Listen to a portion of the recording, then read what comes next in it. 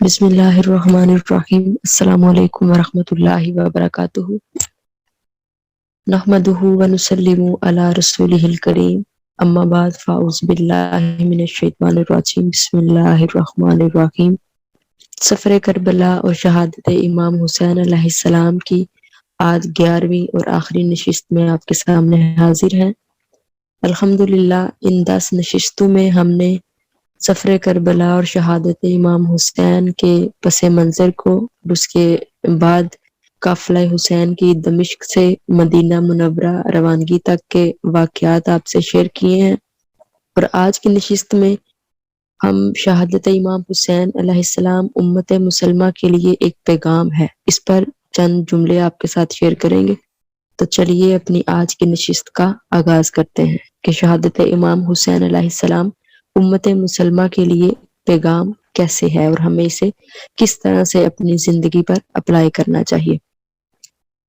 نشہ اقتدار میں بدمست وہ حکمران جو یزیدی اور فرعونی روش اختیار کر رہے ہیں، اپنے چند روزہ اقتدار کے نشہ میں متکبر ہو چکے ہیں اور اپنی چالوں پر گمنڈ کرتے ہیں۔ انہیں اچھی طرح سمجھ لینا چاہیے کہ یہ دنیوی اقتدار ابدی کامیابی نہیں ہے، یہ تو رب ذوالجلال کی طرف سے ڈیل ہے۔ جو شخص اللہ کے دین سے بغاوت کرتا ہے، قوت ربانی کو کچلنے کی کوشش کرتا ہے، چند دنوں کے لیے اسے ڈیل دی جاتی ہے تاکہ وہ ظلم میں اپنی انتہا اور بدبختی میں اپنی حد کو پہنچ جائے۔ جب اس کا ظلم اپنے انجام کو پہنچتا ہے، اللہ تعالیٰ کا عذاب اور گرفت آتی ہے اور اسے نیست و نابود کر دیا جاتا ہے، اور آنے والی نسلوں میں اس کا نام تک لینے والا کوئی نہیں ہوتا۔ یزید کہ جس نے دنیا کی چند روزہ حکومت اور اقتدار کی خاطر اپنے ایمان کا سودا کرتے ہوئے خانوادہ رسول صلی اللہ علیہ وآلہ وسلم پر ظلم کی انتہا کر دی، اور کربلا کے تپتے ہوئے ریگزار میں بھوک اور پیاس سے نڈال اہل بیت نبوت اور ان کے انصار میں سے 70 افراد کو شہید کیا تھا۔ اسی یزید پر وہ وقت بھی آیا کہ لوگ اس کے خلاف اٹھ کھڑے ہوئے اور 70 افراد کے بدلے میں تقریباً 1,70,000 یزیدیوں کو قتل کیا گیا۔ یزید کہ جس نے مدینہ طیبہ میں گھوڑوں اور اونٹوں کا لشکر بھیجا تھا، 3 دن تک مسجد نبوی صلی اللہ علیہ وآلہ وسلم اور روضہ رسول صلی اللہ علیہ وآلہ وسلم پر لشکر کے گھوڑوں کو باندھا گیا، اور 3 دن تک مسجد میں نمازیں اور جماعتیں معطل رہی۔ اس پر وہ وقت بھی آیا کہ اس کی قبر پر اونٹ اور گھوڑے باندھے گئے جہاں وہ گندگی پھیلاتے تھے۔ حضرت امام حسین علیہ السلام اور آپ کا خانوادہ خود تو شہید ہو گئے مگر اسلام کو زندگی عطا کر گئے، خود تو دنیا سے رخصت ہو گئے مگر امت کو جینا سکھا گئے۔ شہادت امام حسین ہمیں 2 طرح کا پیغام دیتی ہے، ایک عملی جدوجہد کا پیغام اور ایک امن کا پیغام۔ عملی جدوجہد کا پہلا پیغام شہادت امام حسین کا کیا ہے کہ محبت حسین، تعلق حسین اور نسبت حسین کو رسمی نہ لیا جائے، بلکہ اسے عمل، حال اور حقیقت میں بدل دیا جائے، اسے حقیقی زندگی کے طور پر اپنایا جائے۔ یہی نسبت اور تعلق ہمارا اوڑھنا بچھونا ہو۔ اس نسبت اور تعلق کو حقیقی زندگی بنانے کا مطلب یہ ہے کہ اسے یہ پہچان لیا جائے کہ یزیدی کردار کیا ہے اور حسینی کردار کیا ہے۔ یزید نے اسلام کا کھلا انکار نہیں کیا تھا اور نہ ہی بتوں کی پوجا کی تھی، مسجدیں بھی مسمار نہیں کی تھی۔ وہ اسلام کا نام لیتا تھا، بیعت بھی اسلام پر لیتا تھا، وہ یہ بھی کہتا تھا کہ میں نماز پڑھتا ہوں۔ اسلام کا کھلا انکار تو ابو لہبی ہے۔ یزیدیت تو یہ ہے کہ اسلام کا نام بھی لیا جائے اور اسلام سے دھوکہ بھی کیا جائے، اسلام کا نام لیا جائے اور ایمانت میں خیانت بھی کی جائے، اسلام کا نام لیا جائے اور آمریت مسلط کی جائے، اپنے سے اختلاف کرنے والوں کو کچلا جائے اور اسلام کے مقدس نام کو پامال کیا جائے۔ یزیدیت اسلام سے منافقت، دجل اور فریب کا نام ہے۔ اس لیے اسلامی نظام کے ساتھ دھوکہ کرنے، امانتوں میں خیانت کرنے، بیت المال میں خیانت کرنے اور قومی ذرائع اور دولت کو اپنے تعیشات پر خرچ کرنے کا نام یزیدیت ہے۔ روح حسین آج ہم سے پکار پکار کر کہہ رہی ہے کہ میری محبت کا دم بھرنے والوں، میں دیکھنا چاہتی ہوں کہ میری محبت رسمی ہی ہے یا میری محبت میں آج تم پھر کوئی کربلا بپا کرنا چاہتے ہو۔ میں دیکھنا چاہتی ہوں کہ میری محبت میں آج تم پھر وقت کے یزیدوں کو للکارتے ہو یا نہیں۔ روح حسین آج پھر دریائے فرات کو رنگین دیکھنا چاہتی ہے۔ آج پھر ایک نیا مارکہ کربلا بپا ہوتا دیکھنا چاہتی ہے اور تمہارے صبر و استقامت کا امتحان لینا چاہتی ہے۔ روح حسین دیکھنا چاہتی ہے کہ کون اسلام کا جھنڈا سر بلند کرتے ہوئے تن من دھن کی بازی لگاتا ہے، کون ہے جو مجھ سے حقیقی پیار کرتا ہے۔ شہادت امام حسین کا سبق یہ ہے کہ دیکھو کیا تمہارے دور کے حکمران اسلام کا نام لینے میں مخلص ہیں؟ کیا وہ اسلامی نظام کو نافذ کرنے اور بپا کرنے میں مخلص ہیں؟ کہیں وہ اسلام کی امانت میں خیانت تو نہیں کر رہے یا اسلامی نظام کے نفاذ میں دھوکہ تو نہیں کر رہے؟ اگر وہ اسلام کا نام بھی لیتے ہیں اور منافقت اور دجل و فریب بھی کرتے ہیں تو جان لو کہ ان کا کردار یزیدیت کا کردار ہے۔ حسینیت کا تقاضا یہ ہے کہ جہاں جہاں تمہیں یزیدیت کے کردار کا نام و نشان نظر آئے، حسینی لشکر کے غلام اور فرد بن کر یزیدیت کے بتوں کو پاش پاش کر دو۔ اس کے لیے خواہ تمہیں اپنا مال، اپنی جان اور اپنی اولادیں ہی کیوں نہ قربان کرنی پڑے۔ پھر شہادت امام حسین دوسرا پیغام دیتی ہے، امن کا پیغام۔ اہل ایمان کے لیے شہادت حسین کا دوسرا پیغام امن کا پیغام ہے۔ کتنے افسوس کی بات ہے کہ جب نواسہ رسول صلی اللہ علیہ وآلہ وسلم کی شہادت کا مہینہ آتا ہے تو پورے پاکستان اور امت مسلمہ کے لیے فسادات کا خطرہ لاحق ہو جاتا ہے۔ گولیاں چلنے لگتی ہیں، کرفیو نافذ ہونے لگتا ہے، قتل و غارت گری ہوتی ہے، ایک دوسرے کے گلے کاٹے جاتے ہیں، جنگ اور فتنہ فساد کا ایک عجیب ماحول بن جاتا ہے۔ غیر مسلموں کے لیے مسلم قوم وجہ استہزاء بن جاتی ہے۔ غیروں کے نزدیک مسلمان نہ تو رسول اللہ صلی اللہ علیہ وآلہ وسلم پر متفق ہیں، نہ صحابہ پر اور نہ اہل بیت پر، ان کا قرآن پر اتفاق ہے، نہ ہی اسلام پر، بلکہ یہ تو ایسی امت ہے جو امن پر بھی متفق نہیں ہے۔ آخر کس منہ سے ہم عالم کفر کے سامنے اسلام کی بات کریں اور انہیں اسلام کی دعوت دیں؟ آج کے دور میں سب سے اہم جو نکتہ ہے وہ سنی شیعہ اختلاف ہے۔ اس میں اعتدال کی راہ کیسی ہونی چاہیے؟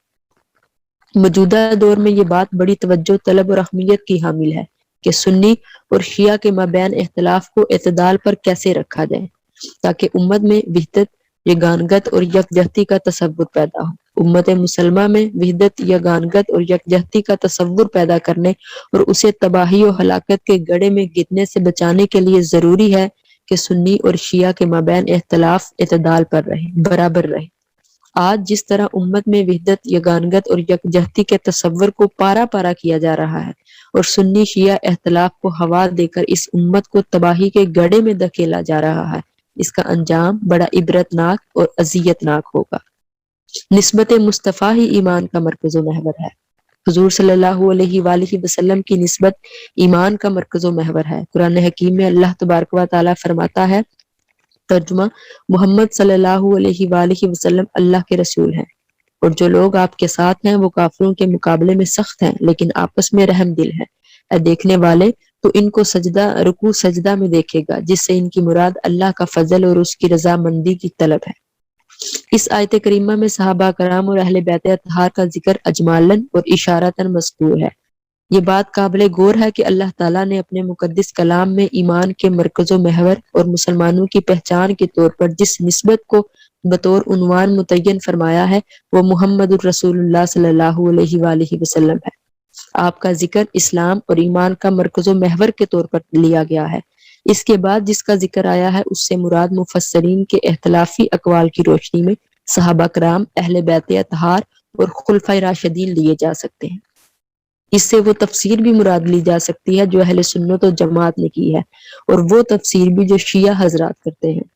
ان دونوں تفسیروں کو سامنے رکھنے سے پتہ چلتا ہے کہ خاص صحابہ کرام ہو، خلفائے راشدین ہو یا اہل بیت اطہار، جو بھی مراد ہو، ان کو والذین معہ یعنی وہ لوگ جو ان کے ساتھ ہیں ان کا عنوان دیا گیا ہے۔ گویا اس بات کا اعلان کیا جا رہا ہے کہ جو لوگ محمد صلی اللہ علیہ وآلہ وسلم کے ساتھ ہیں اور جنہیں آپ کی سنگت حاصل ہے اور میت نصیب ہے، ان کی شان یہ ہے کہ وہ کافروں اور دین کے دشمنوں پر سخت ہیں اور آپس میں رحم دل، شفقت اور الفت کے پیکر ہیں۔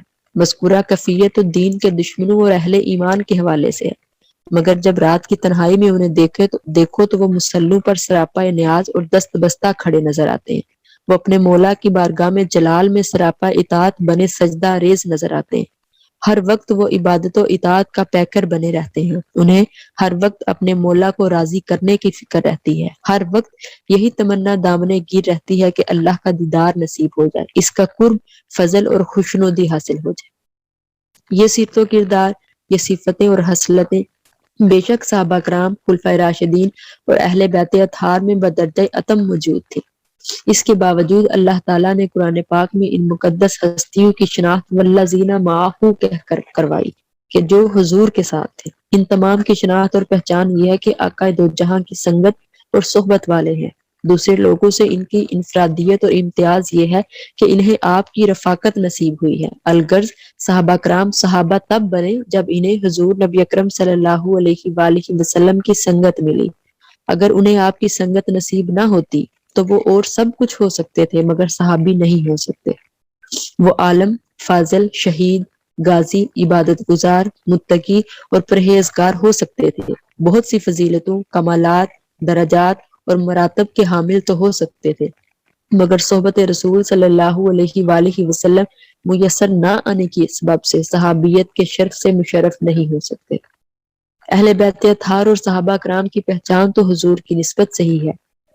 مذکورہ آج جو ہم نے بیان کی ہے اس میں اللہ تعالیٰ نے حضور رحمت للعالمین کی رسالت بیان کرنے کے بعد آپ کی سنگت والوں کا حال بیان کیا ہے کہ جو میرے محبوب کی صحبت میں بیٹھنے والے ہیں ان کی فلاں فلاں حسلتیں اور علامتیں ہیں۔ گویا قرآن مجید میں ایک ضابطہ اور قاعدہ سمجھا دیا کہ اہل بیت پاک ہوں یا صحابہ کرام ہوں، جس کو جو شان اور شرف ملا وہ آقا دو جہاں صلی اللہ علیہ وآلہ وسلم کے صدقے اور غلامی سے ملا۔ یہ حضور کی سنگت، صحبت اور غلامی کا نتیجہ تھا کہ حضرت ابوبکر صدیق اکبر بن گئے، حضرت عمر فاروق اعظم بن گئے، حضرت عثمان ذو النورین بن گئے اور حضرت علی حیدر قرار بن گئے۔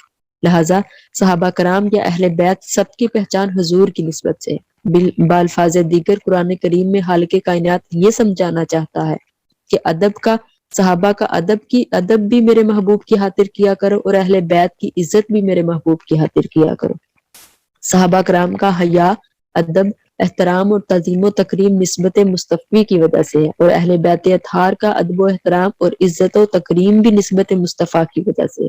وہ لوگ جو اس بات کے دعوے دار ہیں کہ ہم حضور پر ایمان لانے والے ہیں اور آپ سے محبت اور غلامی کا دم کرنے والے ہیں، ان کے لیے لازم ہے کہ وہ محبت رسول کے سبب سے صحابہ کرام اور اہل بیت اطہار سے بھی محبت کریں، ادب رسالت مآب کی وجہ سے صحابہ کا ادب کرے اور اہل بیت کا ادب کرے۔ آقا دو جہاں کی وجہ سے نہ وہ صحابہ کرام سے منہ موڑے اور نہ ہی اہل بیت اطہار سے۔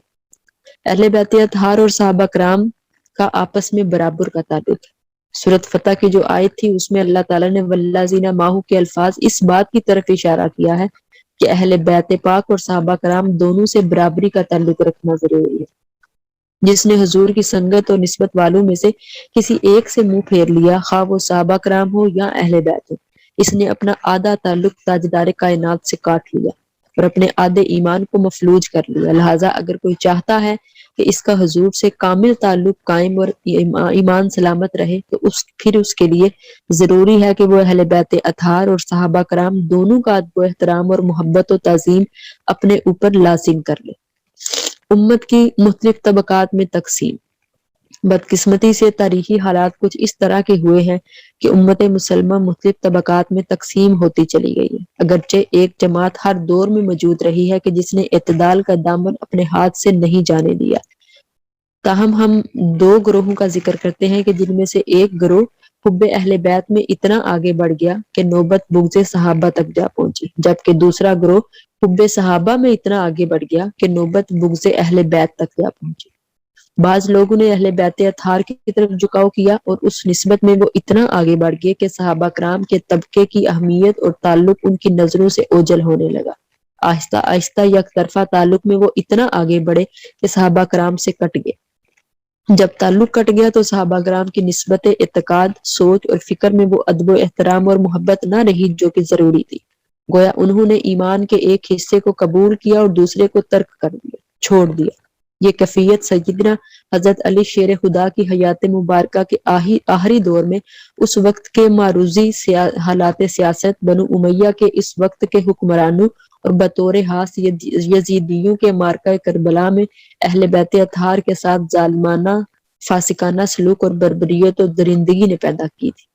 جب اس گروہ کی توجہ صرف اہل بیت اطہار پر اور آل رسول پر رہی اور حضور صلی اللہ علیہ وآلہ وسلم سے تعلق کی دوسری جہت یعنی صحابہ کرام کو اس گروہ نے نظر انداز کر دیا، تو رفتہ رفتہ نہ صرف صحابہ کرام سے تعلق ٹوٹا بلکہ ذہن بھی بالعموم صحابہ کرام کے خلاف ہو گئے۔ ان کا مقام و مرتبہ ذہنوں سے اتر گیا اور ان کے فضائل و کمالات اور ایمان میں درجات ذہنوں سے محو ہو گئے۔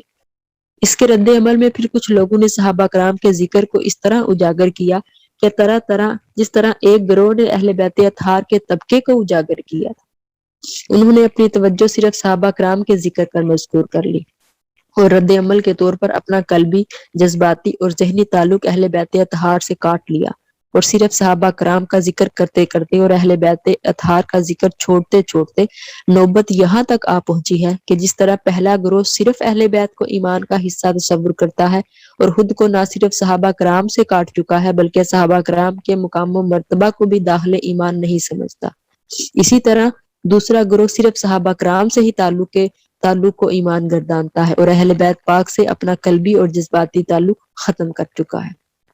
اس بد نصیب امت کی حالت اب یہ ہے کہ اس میں دو گروہ اب واضح طور پر ایک دوسرے کی ضد بن چکے ہیں۔ ایک طبقے کو یہ تاثر دیا جا رہا ہے اور کئی نسلوں سے ذہن یہ بنائے جا رہے ہیں کہ سنی وہ ہے جو فقط صحابہ کرام کی بات کرے۔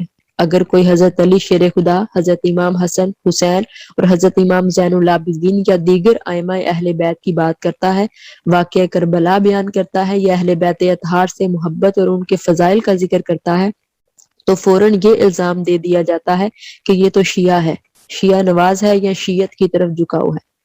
اسی طرح دوسرے طبقے کا یہ ذہن بنا دیا گیا ہے کہ اگر اہل بیت پاک کی بات ہو تو مومن اور مسلمان ہے اور اگر صحابہ کرام کی بات ہو تو مسلمان ہی نہیں۔ اس طرح ایک طبقے نے صرف اہل بیت پاک کو اپنا لیا اور ایک طبقے نے فقط صحابہ کرام کو۔ یوں اس امت کو ظالمانہ انداز سے دو دڑوں میں تقسیم کر دیا گیا۔ آقا صلی اللہ علیہ وآلہ وسلم کی نسبت غلامی اور تعلق کو اپنے گروہ کے ساتھ مختص قرار دے کر ایمان کے دو ٹکڑے کرنے کی کوشش کی گئی، کیونکہ اہل بیت پاک سے تعلق ایمان کا ایک حصہ تھا اور صحابہ کرام سے تعلق ایمان کا دوسرا حصہ تھا۔ دونوں گروہوں میں سے ہر ایک نے ایمان کے ایک حصے کو اپنا لیا اور دوسرے کو چھوڑ دیا۔ دین اسلام پر اس سے بڑا اور کوئی ظلم نہیں ہوگا کہ اہل بیت اطہار کی محبت میں صحابہ کرام کی بید بھی کی جائے۔ اسلام کے اندر ہر اس چیز کی گنجائش نہیں۔ بے شک اہل بیت اطہار کی محبت عین ایمان ہے۔ جس شخص کے دل میں اہل بیت پاک کی محبت نہیں وہ مسلمان نہیں، وہ اسلام سے خارج اور جہنم کا ایندھن ہے۔ دل کے اہل بیت پاک کی محبت سے حالی ہونے کا مطلب دل کا اسلام، ایمان، قرآن اور نسبت مصطفیٰ صلی اللہ علیہ وآلہ وسلم سے خالی ہونا ہے۔ جس طرح اہل بیت کا حضور کی نسبت سے ایمان میں یہ درجہ ہے، اسی طرح صحابہ کرام کا بھی حضور کی نسبت سے ایمان میں یہی درجہ ہے۔ لہٰذا جو شخص صحابہ کرام بشمول خلفائے راشدین کی طرف سے کسی قسم کی ناپاکی منسوب کرتا ہے، خواہ وہ اہل بیت کی محبت کے نام پر کرے یا کسی اور حوالے سے، وہ شخص کبھی مسلمان نہیں ہو سکتا۔ وہ بے ایمان، لعنتی اور جہنم کا ایندھن ہے۔ وہ صحابہ کرام، خلفائے راشدین یا ازواج مطہرات کا ہی منکر نہیں، وہ منکر مصطفیٰ اور منکر رسول ہے۔ پھر طبقاتی کشمکش کا نقصان کیا ہوتا ہے؟ حضور اکرم صلی اللہ علیہ وآلہ وسلم کی امت میں سے دو گروہوں کا اس طرح اپنی حدوں سے آگے بڑھنے اور اس طبقاتی کشمکش کا نقصان یہ ہوا کہ صحابہ اور اہل بیت کے نام پر ہونے والی جنگ نے نسبت مصطفیٰ کو بھلا دی۔ چنانچہ اب خود حضور اکرم صلی اللہ علیہ وآلہ وسلم کا ذکر مبارک ہو تو ان میں سے ایک گروہ کو اتنی لذت محسوس نہیں ہوتی جتنی صحابہ کرام کے ذکر سے محسوس ہوتی ہے، اور اسی طرح دوسرا گروہ اگر آقا کے ذکر مبارک میں اتنی لذت اور حلاوت محسوس نہیں کرتا جتنی وہ اہل بیت اطہار کے ذکر میں محسوس کرتا ہے۔ افسوس کہ نادانی میں دونوں گروہ کہاں سے کہاں تک پہنچ گئے۔ صحابہ کرام کی پہچان حضور کے حوالے سے تھی، اسی طرح اہل بیت اطہار کی پہچان بھی حضور اکرم کے حوالے سے تھی، مگر افسوس کہ حضور اکرم صلی اللہ علیہ وآلہ وسلم جن کے حوالے سے دوسروں کی پہچان تھی، ان کے ذکر مبارک سے تو اتنی لذت اور حلاوت محسوس نہیں ہوتی جتنی صحابہ کرام اور اہل بیت اطہار کے ذکر سے محسوس ہوتی ہے۔ گویا بنیاد مسمار کر دینے کے بعد عمارت تعمیر کی جا رہی ہے۔ لہٰذا ضروری ہے کہ پہلے نسبت رسول اور تعلق رسالت مآب جو کہ بنیاد ہے اسے پختہ کیا جائے۔ سب سے پہلے ہمارا تعلق بالرسالت پر ایمان ہونا مضبوط ہونا چاہیے۔ حضور کا ذکر تو خیر بڑی بات ہے، جو بھی حضور سے نسبت والے ہیں آپ کی خاطر وہ بھی اور ان کا ذکر بھی اچھا لگے۔ جب ایمان کا مرکز و محور حضور اکرم کی ذات مبارکہ بن جائے گی تو ایمان کا مزاج یہ ہو جائے گا کہ جو آقا کو پسند ہوگا وہ تمہیں بھی پسند ہوگا، اور جو محبوب خدا کو ناپسند ہوگا وہ تمہیں بھی ناپسند ہوگا۔ اس طرح دوستی اور دشمنی کا معیار آقا دو جہاں صلی اللہ علیہ وآلہ وسلم کا تعلق ہو جائے گا۔ اپنی غلطیوں اور کوتاہیوں کا ازالہ اسی صورت میں ممکن ہے کہ پہلے ہم اپنے ایمان کے مرکز و محور کو پہچاننے کی کوشش کریں۔ پھر سب سے اہم پوائنٹ ہے کہ اہل بیت کون ہے۔ بیت عربی زبان میں گھر کو کہتے ہیں۔ گھر تین قسم کا ہوتا ہے، ایک ہوتا ہے بیت نسب، بیت مسکن اور بیت ولادت۔ اسی اعتبار سے گھر والوں کے بھی تین طبقے ہوئے۔ پہلا طبقہ ہوا اہل بیت نسب، دوسرا طبقہ ہوا اہل بیت مسکن اور تیسرا طبقہ ہوا اہل بیت ولادت۔ اہل بیت نسب سے مراد انسان کے وہ رشتہ دار ہیں جو نسب میں آتے ہیں، یعنی وہ جو رشتہ دار جو باپ اور دادا کی وجہ سے ہوتے ہیں، مثلا چچا، تایا، پھوپھی وغیرہ، یہ نسب کے رشتے ہیں۔ پھر اہل بیت مسکن سے مراد وہ رشتہ دار ہیں جو گھر کے اندر آباد ہوتے ہیں، یعنی شوہر کی بیوی وغیرہ۔ پھر اہل بیت ولادت سے مراد وہ نسل ہے جو گھر میں پیدا ہوئی ہے، اس میں بیٹے، بیٹیاں اور آگے ان کی اولاد شامل ہے۔ جب متعلق اہل بیت کا لفظ بولا جائے تو اس سے مراد مذکورہ تینوں طبقات ہوتے ہیں، بشرط کہ وہ اہل ایمان ہو، اور ان میں سے کسی ایک طبقے کو خارج کر دینے سے اہل بیت کا مفہوم پورا نہیں ہوتا۔ قرآن مجید میں اللہ تعالیٰ ارشاد فرماتا ہے انما یرید اللہ لیذھب عنکم الرجس اہل البیت ویطہرکم تطہیرا۔ اے نبی کے گھر والو، اللہ چاہتا ہے کہ تم سے ہر طرح کی آلودگی پاک کر دے اور تم کو خوب پاک صاف کر دے۔ یعنی اے میرے نبی کے اہل بیت، اللہ چاہتا ہے کہ تمہارے دامن، سیرت، کردار اور اعمال کے ظاہر و باطن کو ہر نجس اور ناپاکی سے اس طرح پاک فرما دے کہ تم طہارت اور پاکیزگی کا قابل تقلید نمونہ بن جاؤ، اور قیامت تک طہارت اور پاکیزگی تم سے جنم لیتی رہے۔ پھر جب انسان متصب ہو جاتا ہے تو پھر اسے اپنے مطلب کی چیز کے علاوہ کچھ نظر نہیں آتا۔ جب دین تعصب کی نظر ہو جاتا ہے تو ہر کوئی اپنے مطلب کی بات نکالنے لگتا ہے۔ وہ دو طبقے جو حب صحابہ اور حب اہل بیت کے نام پر افراط و تفریط کا شکار ہوئے، ان میں سے ایک طبقے نے مذکورہ جو آیت ہے، آیت تطہیر، اس کی تفسیر کرتے ہوئے اس میں سے حضور کی ازواج مطہرات کو نکال دیا۔ گویا انہوں نے اہل بیت میں سے اہل بیت مسکن کو نکال دیا۔ جب اہل بیت میں سے بیویاں ہی نکل جائیں تو پھر اولاد کا گھر سے کیا تعلق رہا؟ بہرحال انہوں نے ازواج مطہرات کو نکال کر کہا کہ اہل بیت سے مراد حضرت علی شیر خدا، حضرت فاطمہ زہرا، حضرت امام حسن اور حضرت امام حسین۔ بے شک مذکورہ چاروں ہستیاں اہل بیت میں شامل ہیں، اور آقا صلی اللہ علیہ وآلہ وسلم نے انہیں چادر تطہیر میں چھپایا اور ان کے اہل بیت نبی ہونے کا انکار فرمان مصطفیٰ صلی اللہ علیہ وآلہ وسلم کا انکار ہے۔ مگر سمجھانا یہ مقصود ہے کہ ایک طبقے نے کچھ اہل بیت مراد لیے اور باقی چھوڑ دیے، اور اس کے رد عمل کے طور پر دوسرے طبقے نے کہا کہ اہل بیت سے مراد صرف حضور صلی اللہ علیہ وآلہ وسلم کی ازواج مطہرات ہیں۔ حضرت علی سید دو عالم، حضرت فاطمہ زہرا اور حسنین کریمین اہل بیت میں شامل ہی نہیں۔ دونوں طبقوں نے قرآن پاک کو گویا اسکول کا رجسٹر داخل خارج سمجھ لیا ہے کہ جسے چاہا داخل کر دیا اور جسے چاہا خارج کر دیا، من مانی تعویلیں کر کے امت کو ٹکڑے ٹکڑے کر دیا، اور نہ صرف امت بلکہ نسبت مصطفیٰ صلی اللہ علیہ وآلہ وسلم کو بھی متنازع بنا دیا۔ ارے نادانو، جو گھر والا ہے وہ تو ہر گھر والے کو پیارا ہے، اور وہ ذات مصطفیٰ صلی اللہ علیہ وآلہ وسلم ہے۔ پھر جو بھی حضور سے نسبی تعلق والا ہے، آپ کے گھر میں ہے یا آپ کی نسل پاک میں سے ہے اور اہل ایمان ہے، اسے آقا دو جہاں کا اہل بیت اور ہر ایک کو پیارا ہونا چاہیے۔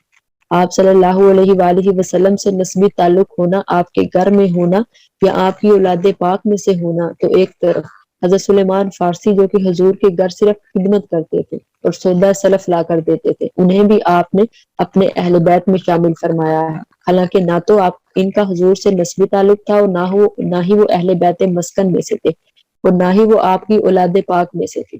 بیت کی تینوں نسبتیں مفقود تھیں، مگر اس کے باوجود چونکہ ان کا گھر آنا جانا تھا اور وہ آپ کی خدمت کرتے تھے، لہٰذا محبوب خدا صلی اللہ علیہ وآلہ وسلم نے رحمت کے ہاتھ بڑھاتے ہوئے حضرت سلیمان فارسی کو بھی اہل بیت میں شامل کر لیا۔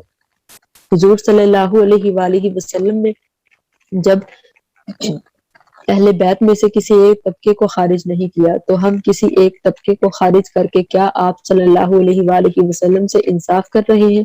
یقیناً یہ انصاف نہیں بلکہ محض جہالت اور تعصب ہے۔ سنی اور شیعہ دونوں فرقوں کو باہم دست و گریباں کرنے والے نام نہاد مولویوں اور ذاکروں کا حال یہ ہے کہ خود وہ کبھی بھی آپس میں دست و گریباں نہیں ہوتے۔ وہ آپس میں ایک دوسرے کی دعوتیں کرتے ہیں اور اکٹھے تحریکیں چلاتے ہیں، مگر عوام کو بے وقوف بنانے کے لیے وہ جلسوں اور جلوسوں میں ایک دوسرے کے خلاف نفرت کی آگ کو ہوا دیتے ہیں، اختلافات کی خلیج وسیع کرتے ہیں اور ایک دوسرے پر طعن و تشنیع کرتے ہیں۔ راہ اعتدال کو چھوڑ کر افراط و تفریط کا راستہ اپنانے والوں کے لیے حضرت علی شیر خدا کا درج ذیل فرمان ایک تازیانے کی حیثیت رکھتا ہے۔ حضرت علی کرم اللہ وجہ الکریم فرماتے ہیں کہ حضور صلی اللہ علیہ وآلہ وسلم نے مجھ سے فرمایا کہ تمہیں حضرت عیسیٰ علیہ السلام سے ایک مشابہت ہے۔ ان سے یہود نے بغض کیا یہاں تک کہ ان کی والدہ ماجدہ پر زنا کی تہمت لگائی، اور نصارہ ان کی محبت میں ایسے حد سے گزرے کہ ان کی خدائی کے معتقد ہو گئے۔ ہوشیار، میرے حق میں بھی دو گروہ ہلاک ہوں گے، ایک زیادہ محبت کرنے والا جو مجھے میرے مرتبے سے بڑھائے گا اور حد سے تجاوز کرے گا، اور دوسرا بغض رکھنے والا جو عداوت میں مجھ پر بہتان باندھے گا۔ خود شیعہ مذہب کے نزدیک معتبر کتاب نہج البلاغہ میں حضرت علی شیر خدا کا ارشاد گرامی ہے کہ میرے معاملے میں دو قسم کے لوگ ہلاک ہوں گے، ایک محبت کرنے والا، حد سے بڑھانے والا، وہ محبت اس کو غیر حق کی طرف لے جائے گی، اور دوسرا بغض رکھنے والا، حد سے کم کرنے والا، وہ بغض اس کو خلاف حق کی طرف لے جائے گا۔ اور سب سے بہتر حال میرے معاملے میں میانہ رو اختیار جماعت کا ہے، بس اس میانہ رو جماعت کو اپنے لیے ضروری سمجھو اور بڑی جماعت یعنی سواد اعظم کے ساتھ وابستہ رہو، کیونکہ اس کا ہاتھ اللہ کا ہاتھ اسی جماعت پر ہے، اور خبردار اس جماعت سے الگ نہ ہونا، کیونکہ جو شخص جماعت سے الگ ہوگا وہ اسی طرح شیطان کا شکار ہوگا جس طرح ریوڑ سے الگ ہونے والی بکری بھیڑیے کا شکار ہوتی۔ پھر بغض اہل بیت اور بغض صحابہ کی علامت کیا ہے؟ آج وہ لوگ جو حب علی میں افراد کی وجہ سے راہ اعتدال کو چھوڑ بیٹھے ہیں، اور وہ لوگ جو بغض علی کی بنا پر راہ اعتدال پر نہیں رہے، یعنی وہ لوگ جو حب علی اور حب اہل بیت کے نام پر دلوں میں بغض صحابہ رکھتے ہیں، اور وہ لوگ جو حب صحابہ کرام کے نام پر دلوں میں بغض علی اور بغض اہل بیت یا بغض اہل بیت کے نام پر دلوں میں بغض صحابہ رکھتے ہیں، تو کوئی بھی اس بات کو تسلیم کرنے پر تیار نہیں ہوگا اور زبان سے کبھی اس بات کا اقرار نہیں کرے گا کہ جب حب اہل بیت کے نام پر دلوں میں بغض یا صحابہ کے نام پر دلوں میں بغض اہل بیت رکھتا ہے۔ وہ شخص جو ان دو گروہوں میں سے کسی ایک سے تعلق رکھتا ہے، اس کے زبانی اقرار نہ کرنے کے باوجود بھی بڑی آسانی سے اس کی پہچان ہو سکتی ہے۔ آپ اس کے سامنے صحابہ کرام کی تعریف کریں اور تھوڑی دیر کرتے رہیں، اگر اس کے ماتھے پر بل آ جائے، اس کی طبیعت بدل جائے اور خوشی محسوس نہ کرے، تو سمجھ لیں کہ اس شخص کا تعلق اس گروہ سے ہے جو حضرت علی کی محبت میں زیادتی کے دعوے کی وجہ سے راہ حق چھوڑ بیٹھے ہیں۔ اسی طرح اگر کسی شخص کے سامنے حضرت علی، حضرت امام حسین اور اہل بیت کا ذکر کیا جائے تو اس سے ان کی طبیعت گھٹن اور بے چینی محسوس کرے گی، تو سمجھ لے کہ اس شخص کا تعلق اس گروہ سے ہے جو حضرت علی کے بغض کی وجہ سے راہ حق چھوڑ بیٹھے۔ اب ان دونوں صورتوں میں یہ تو اس وقت ہے کہ جب کسی شخص کے بارے میں اشتباہ پیدا ہو اور اس کے بارے میں یہ پرکھنا مقصود ہو کہ اس شخص کا مذکورہ گروہوں میں سے کس گروہ کے ساتھ تعلق ہے، مگر آج تو صورتحال بڑی واضح ہو چکی ہے اور دونوں گروہوں کی پہچان کچھ مشکل نہیں رہی۔ ہم دیکھتے ہیں کہ ایک گروہ ایسا ہے جو سارا سال اپنے مذہبی اجتماع فقط سیدنا امام حسین اور اہل بیت کے حوالے سے کرتا ہے۔ اس گروہ نے نہ تو کبھی سیرت النبی کے حوالے سے کوئی اجتماع کیا ہے اور نہ ہی صحابہ کرام کے ذکر کے حوالے سے۔ اہل بیت کے علاوہ انہوں نے ہر ایک سے اپنا تعلق قطع کر لیا ہے، اور دوسرا گروہ وہ ایسا ہے جو سارا سال مدحت صحابہ کرام کے نام پر اجلاس اور اجتماع کرتا ہے۔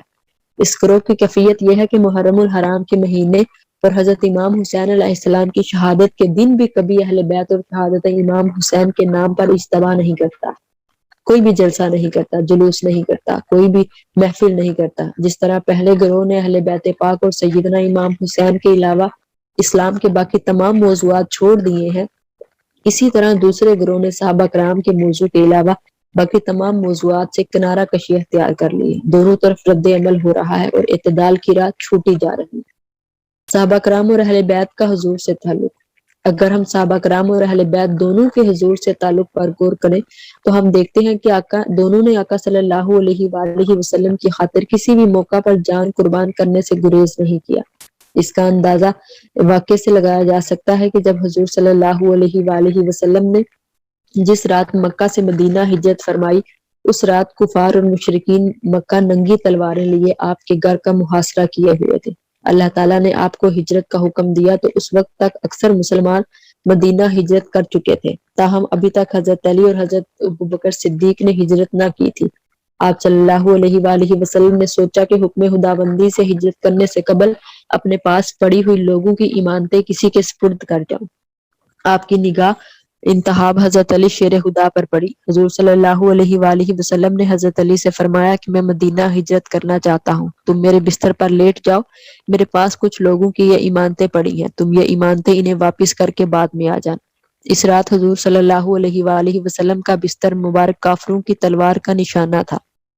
آپ کے بستر مبارک پر سونا حضور صلی اللہ علیہ وآلہ وسلم پر جان قربان کرنے کے مترادف تھا۔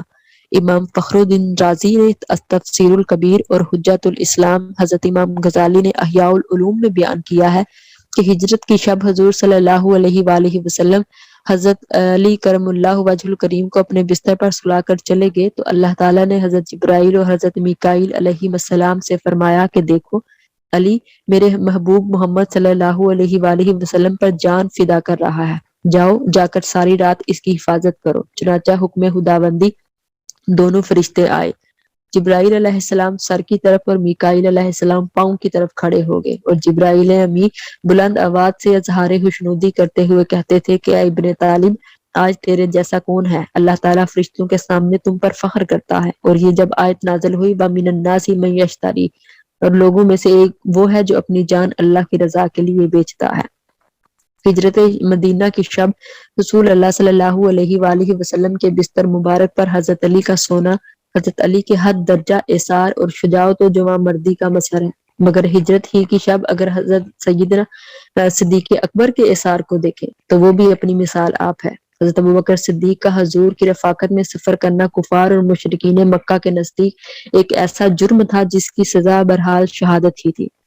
کتب حدیث میں آتا ہے کہ جب ہجرت مدینہ کا حکم آیا اور اکثر مسلمان مدینہ ہجرت کر چکے تھے، حضرت ابوبکر صدیق نے بھی مدینہ منورہ جانے کی تیاری کر لی تو رسول اللہ صلی اللہ علیہ وآلہ وسلم نے ان سے فرمایا کہ تم ذرا ٹھہرو کیونکہ مجھے بھی اجازت ملنے کی امید ہے۔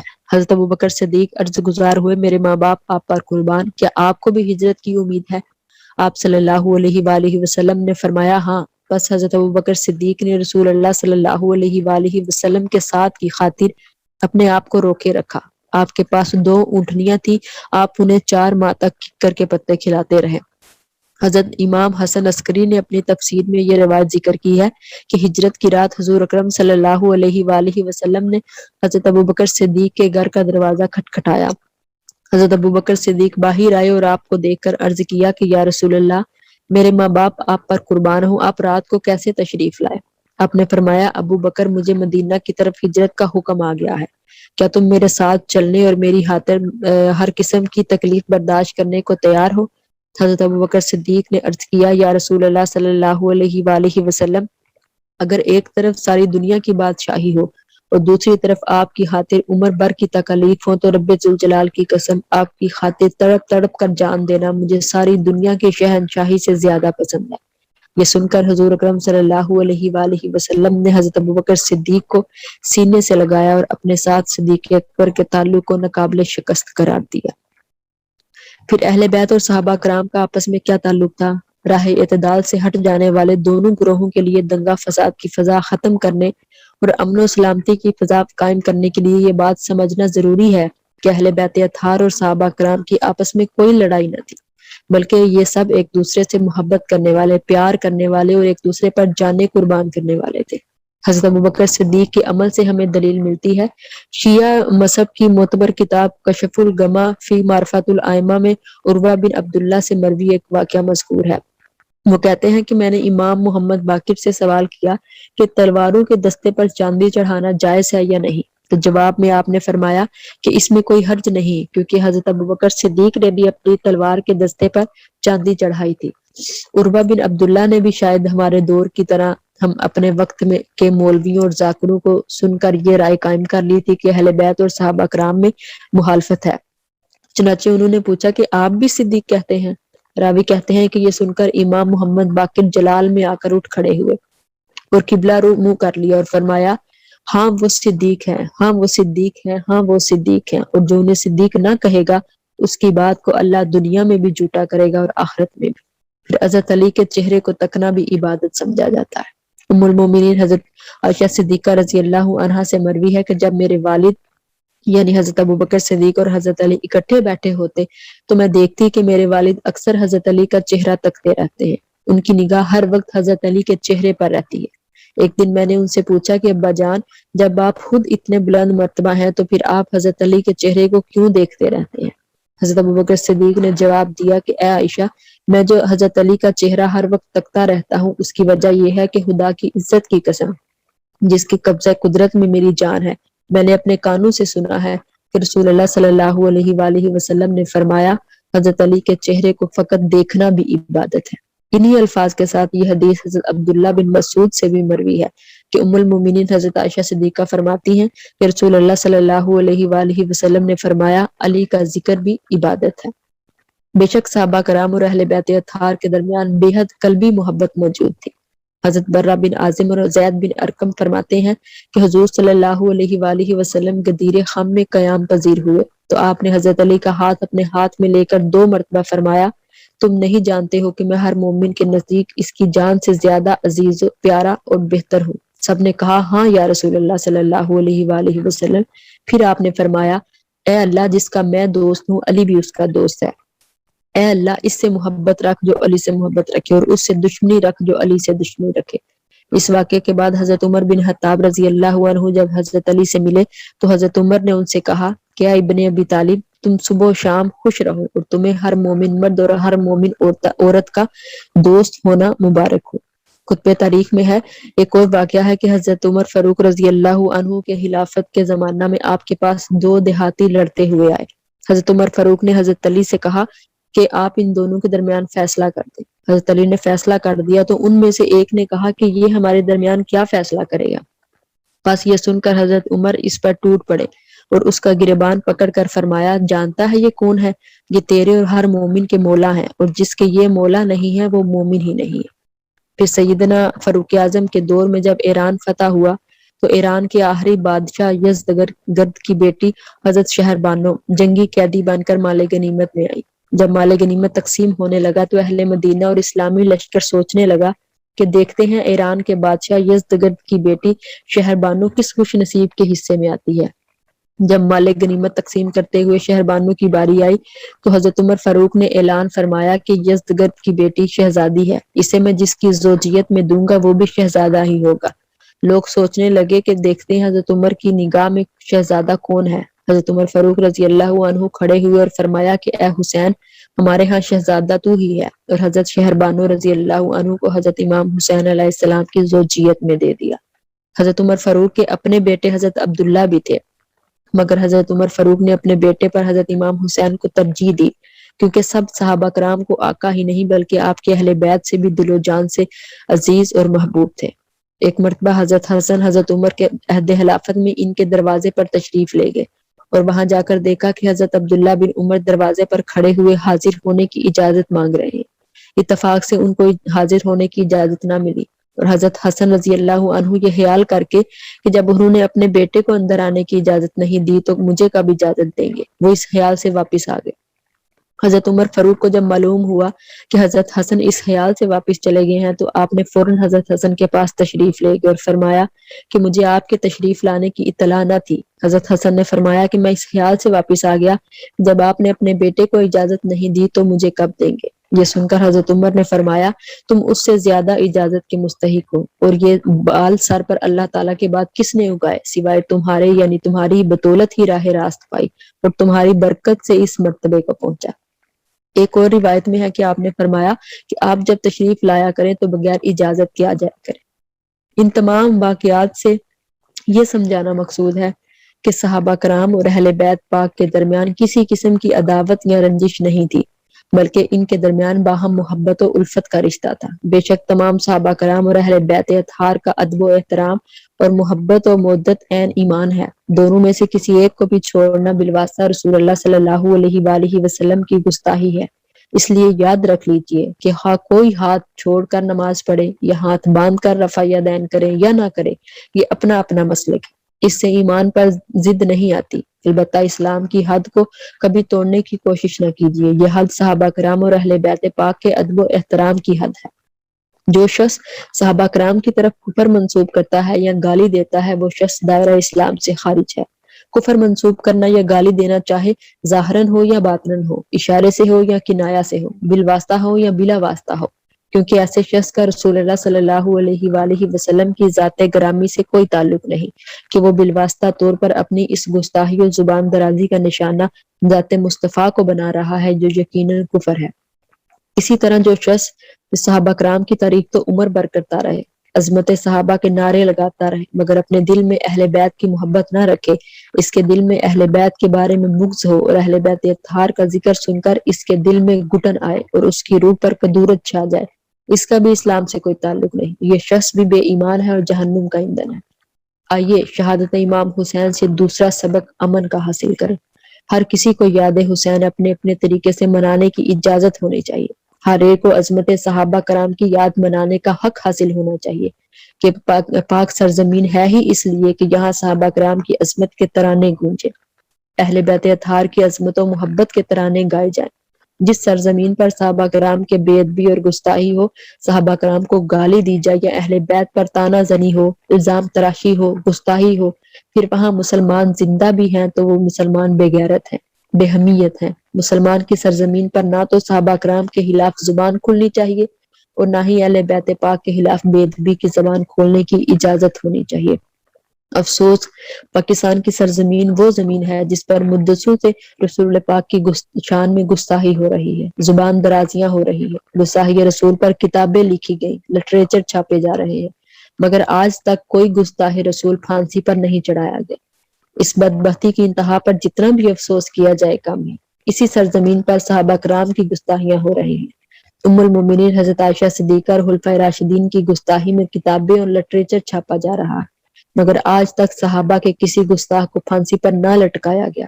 اہل بیت کی گستاخی ہوتی رہی، اس سرزمین پر امام حسین کو نعوذ باللہ باغی قرار دیا جاتا رہا، یزید کی خلافت اور فضیلت پر کتابیں لکھی جاتی رہی، حضرت امام حسین کے خلاف اس ملک میں زبانیں کھلتی رہی، لوگ اپنا اور اپنے بیٹوں کا نام یزید رکھنے لگے، یزیدیت اور بغض اہل بیت فروغ پاتے پاتے انتہا تک جا پہنچا، مگر اس ملک میں کسی دشمن اہل بیت کو پھانسی پر نہ لٹکایا گیا۔ ہمارا مطالبہ اور موقف یہ ہے کہ اگر آپ اس سرزمین پاکستان پر عمل بحال کرنا چاہتے ہیں تو محرم کی امن کمیٹیوں سے عمل بحال نہیں ہوگا، یہ دنگا فساد ہر سال جاری رہے گا اور کبھی نہ مٹ سکے گا۔ آؤ اس فساد کی جڑ کاٹنے اور اسے اصلاحاً مٹانے کی کوشش کریں۔ اس ملک میں یہ قانون نافذ کر دیا جائے کہ جو کوئی گستاخی رسول کا مرتکب ہو اسے حد کے طور پر پھانسی پر لٹکایا جائے، جو گستاخی صحابہ کرام اہل بیت ہو اسے تعزیراً پھانسی پر لٹکایا جائے۔ شتم رسول، شتم صحابہ اور شتم اہل بیت کی سزا اگر پاکستان کی سرزمین پر بلا امتیاز سزائے موت نافذ کر دی جائے گی تو فقط 2-3 گستاخوں کو پھانسی پر لٹکانا ہوگا، اس کے بعد یہ مسئلہ ہمیشہ کے لیے حل ہو جائے گا اور اس لحاظ سے پاکستان میں امن مکمل قائم ہو جائے گا۔ گستاخ رسول اگرچہ ساری عمر نمازیں پڑھتا ہے، تہجد کی باقاعدگی کرے، شریعت کی بات کرتا رہے، وہ انسان نہیں شیطان ہے، اسے جینے کا کوئی حق حاصل نہیں۔ جو شخص کلمہ تو اسلام کا پڑھے اور رسول اللہ کی گستاخی کرے اسے پھانسی پر لٹکا دیا جائے۔ اسی طرح جو کوئی صحابہ کرام یا اہل بیت کی شان میں گستاخی کرے اسے بھی پھانسی پر لٹکایا جائے۔ ہر سال جو ہزاروں حق نہ حق ہوتے ہیں اس کی بہتر نسبت یہ ہے کہ 5-7 حق کے خون ہو جائیں، اس سے پوری امت کو قتل و غارت اور دنگا فساد سے نجات مل جائے گی اور پائیدار امن قائم ہو جائے گا۔ مذکورہ قانون کے علاوہ یہ قانون بھی ہونا چاہیے کہ جو کوئی کتاب یا لٹریچر گستاخی رسول، گستاخی صحابہ یا گستاخی اہل بیت پر مبنی ہو اسے ضبط کر لیا جائے یا جلا دیا جائے۔ پھر ایک قانون یہ بھی ہو کہ کسی دوسرے کے مسلک پر تنقید نہ کی جائے اور یہ اصول بنایا جائے کہ اپنے عقیدے کو چھوڑو مت اور دوسرے کے عقیدے کو چھیڑو مت، نہ کسی کو گالی دو اور نہ بے ادبی کرو، ادب و احترام سے چلو، قرآن و سنت کی روح سے اپنے اپنے مسلک کے دائرے میں چلتے رہو۔ اپنے مسلک کی حقانیت پر خوب دلائل دو اور مسلک کی تعریف کرو، مگر دوسرے کو نہ برا بلا کہو، نہ گالی دو، نہ ہی تحقیر کرو۔ یہ اصولی بات ہے، حتیٰ کہ قرآن پاک میں یہ ہے کہ کافروں کے بتوں کو بھی گالی نہ دو کہ کہیں وہ تمہارے سچے خدا کو گالی نہ دینے لگے۔ اپنے مسلک اور عقیدے پر چلا جائے اور دوسرے پر تان نہ کیا جائے۔ ان تینوں قاعدوں اور اصولوں پر عمل پیرا ہونے سے پاکستان فرقہ وارانہ فسادات سے بچ پائے گا۔ اللہ رب العزت ہم سب ایمان والوں کو حب صحابہ، حب اہل بیت اور حب رسول صلی اللہ علیہ وآلہ وسلم نصیب فرمائے۔ اپنی دعاؤں میں یاد رکھیے گا۔ اللہ تعالیٰ آپ سب کا حامی و ناصر ہو۔ السلام علیکم۔ اللہ حافظ۔